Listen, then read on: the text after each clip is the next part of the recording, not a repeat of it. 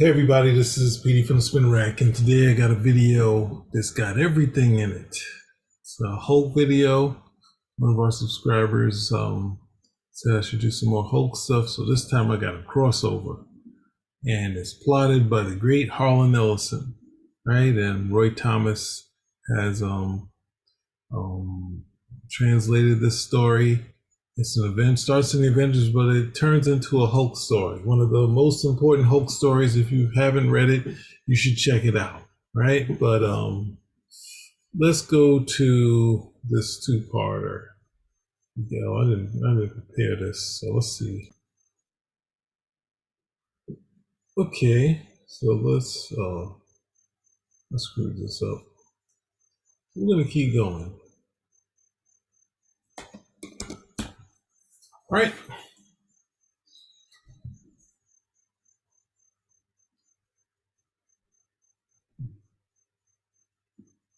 All right, so here's the issue.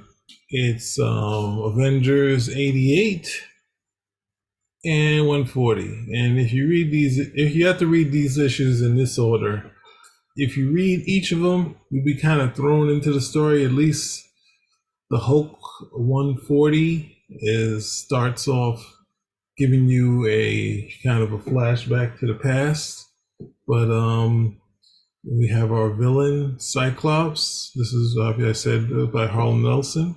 And the first issue is drawn by Sal Buscema, and this is his first stab at the Hulk.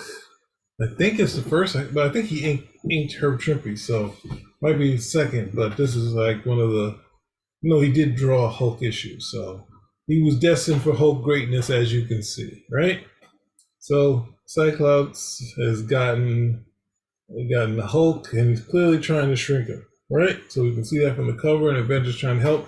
We also have a guest star in the Avengers, who's the Falcon, right? So Roy Thomas has slipped in Thor, the triad of Thor, Captain America, and Iron Man. The regular Avengers are up in the corner box, but they will be taking a break.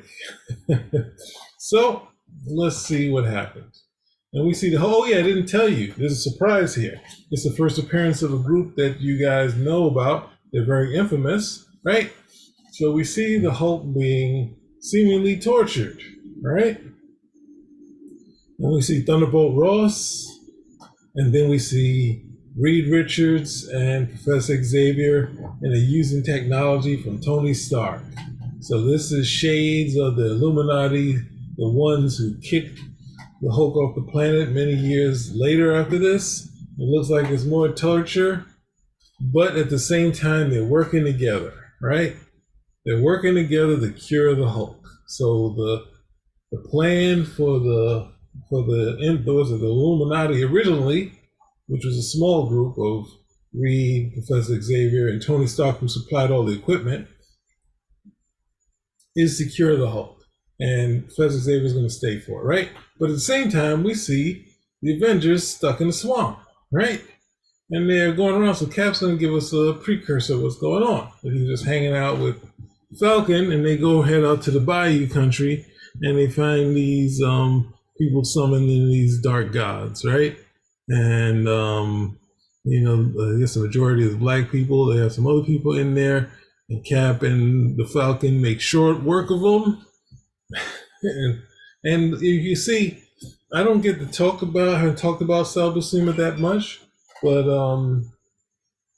even though as a kid I was a bigger fan of John Buscema, Sal Buscema's storytelling is amazing. Like, it's always clear, it's always understandable.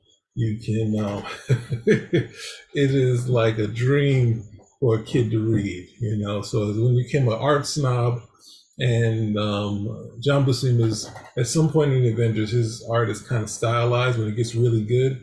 Like some of the stuff, like it's not Kirby type of storytelling, but it's interesting to see the differences where they look close, and as a kid you're like, oh, that's not the real Buscema. But when I look at it now, I really marvel at his storytelling, right? And he's still around, So there's some posters, and there's Arnold, and there's a So Kit, it gets a little hairy for them. About to take out the Falcon, but Red Wing is there. And when the Falcon sees the guy who's in the full mask, he's in a trance. So they get some sort of coordinates, and they bring that back, right? He's mumbling some coordinates, and for some reason, those Quicksilver, Black Panther, who's it, Vision, and Scarlet Witch are going to sit out, do monitor duty, while the other Avengers, including Goliath and Falcon, are going to go over to the bayou. Right, and that's explained on this page, and we see them going through the woods. See the little bit of storytelling there to let them know that it's just a quick jump, like no Quinjet, no nothing. They're already there. It was just a flashback, right? And Quicksilver said he's going to be sad to see Black Panther go for a little while, right? So then we see this cool monster, right? So they're going in this swamp and this area, and at the same time, the Hulk he's ready, and they're going to be careful with the Hulk. So he's at that half-ton of mutated human. That's a half-ton mutated human being down there. So they want to take care of the Hulk, right? But right when they want to help him, he's teleported away, right? And when he's teleported away, we meet Psyklop, right? And he has this crazy plan that the Hulk is obviously infinitely powerful, or seemingly that way. So the dark gods that he worships, he's going to feed them the energy from the Hulk, right? It's a nutty plan, but it's a good supervillain plan. So the Avengers still stuck in the swamp, and Cyclops knows about it. So, but he thinks his creatures are going to stop them. So the Avengers are struggling with them. Goliath comes into the fray, which used to be Hawkeye, and they're having this battle. Thor's back in it, and they finally put these monsters into short work into these monsters, right? So they make their way. They're about to finish off the Hulk. They're gonna he's gonna shrink the Hulk a little to a size where we make some more scrutiny on them, and the Avengers get in there. Then we can see how Cyclops sees, which is a cool shot, right? Even though it doesn't violate the storytelling, right? And Cap takes the first shot. He gets swatted away. They're hitting him. Goliath he underestimates Cyclops. Cyclops kicks him, and then he decides, you know what? Let me get rid of the Hulk, and he shrinks him. And as he shrinks the Hulk, he then gets rid of the Avengers, and the Avengers are shifted off into their other story. So that's the end of this. The Avengers, the Illuminati, they're all gone. So this is a crossover. So as a kid, you might not even have known that if you got the next issue. Because the next issue is this great issue, possibly one of the best issues of the Hulk ever. I think my brother had this book. Let's keep going and see the brute that shouted love at the heart of the atom, right? With a great classic Harlan Ellison title, right? And you see Hulk with the first appearance of Jarella. A lot of cool things are going on in this issue, right? So we see just flashbacks of it. A little bit of text in between. It's got like a Steranko type of effect in here where he's testing and scrutinizing the Hulk. Then the Avengers come in there, and Cap gets, instead of punch, he gets kicked. Thor and them strike. Then next thing you know, you shrink the Hulk, and Hulk keeps shrinking, and then the Avengers are teleported out there. And the brute that shouted love at the heart of an atom, right? And the Hulk is here. He's showing this some sort of warthog or something like that, right? And it's coming after the Hulk. Now, issues before this, there was a deer that the Hulk befriended. But this thing sees the Hulk as food, and the Hulk sees this thing as something he's going to kill. So anytime if you come at the Hulk aggressively, this is what you're going to get, right? He's not someone that is that doesn't stomp you out fully. He'll kill you if you attack him.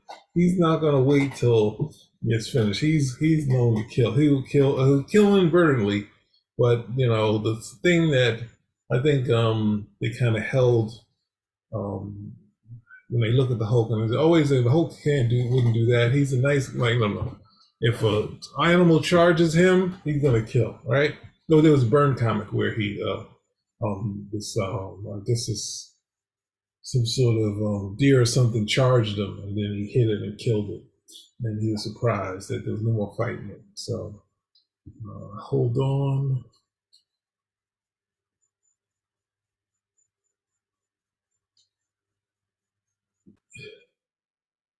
And it was sorely missed that the Hulk wasn't, you couldn't get any Hulk dialogue. No, man, my screen is gotten small again.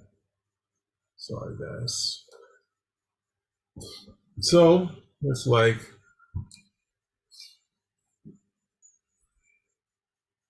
the Hulk can tell one thing anyway. Hulk is not any place he's ever been before, but wherever he is, the one thing Hulk knows for sure, he is still the Hulk. So it's one of the best parts of reading this, right? So he goes to the city and he's like, he sees the city screaming, but then the warthogs are killing these people and they're using these sticks and stones to try to, deal with them. And the Hulk is like, nope, that's not how you deal with them. Let me show you, right? The people there, they just fight them with sticks and stones. But they need more. They need Hulk. And the Hulk makes short work of these things, tossing them, slamming into them, stomping them out. And then he hears the people screaming and yelling. And he's like, people, hundreds of people running out of the city, running this way. They scream louder, louder. They want to hurt Hulk.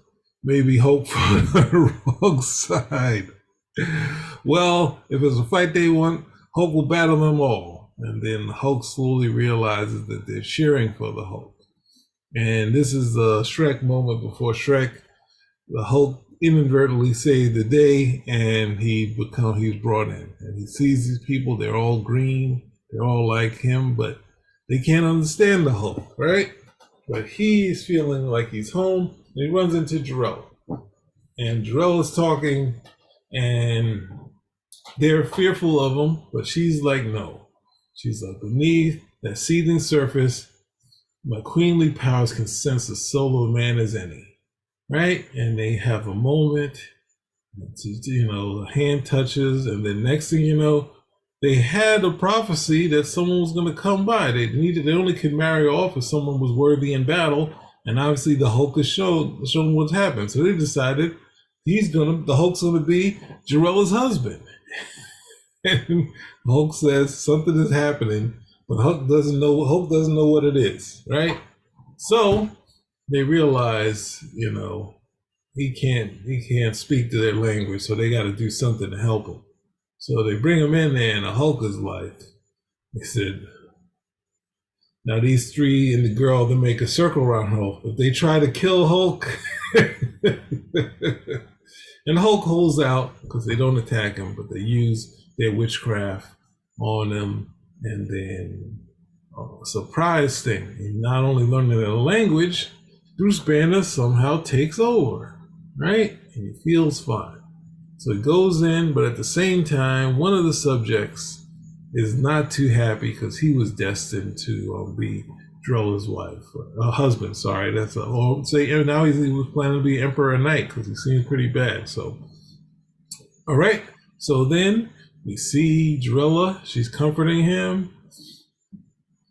This far off world, you say you come from, Bruce, my beloved. Do you miss it? I won't lie to you, Drolla. Yes, I do. But he's very proud to be her protector and husband, right? So then we have this guy, Visas, who is like, he's going to slay Jarella and the Hulk. They're going to end this stranger.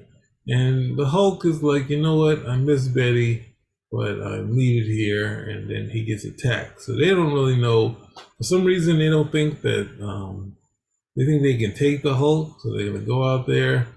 And that ultimately the Hulk makes short work of him. So then the Hulk, as Bruce Banner says, mind of Bruce Banner, and he gets information, and Visus is the one who did it. So Hulk is on the throne. They said plan to assassinate him, and Jarella and Visus the one. So the guards get him, and the Hulk banishes his vices.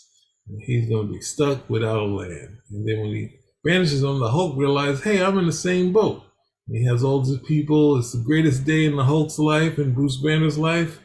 And prepare yourself, Hulk. Your time here is ended. And the Hulk knows that Cyclops is coming for him. And it's Cyclops. It's come for me. And they say here, if it was the regular Hulk, he might have squirmed more, but the Bruce Banner at the same time is not struggling much because he knows how fate goes, and he knows the sadness in his heart. And we see Jarella crying and losing him. And she possibly is one of the best superhero girlfriends because she not only loved the Hulk, she loved Bruce Banner at the same time. So it's kind of two people that don't like each other, but she was the weirdest love triangle, but she was kind of too good to be true. And Ling Wen is the one who ultimately got rid of her, but they keep talking about they could possibly bring her back, right?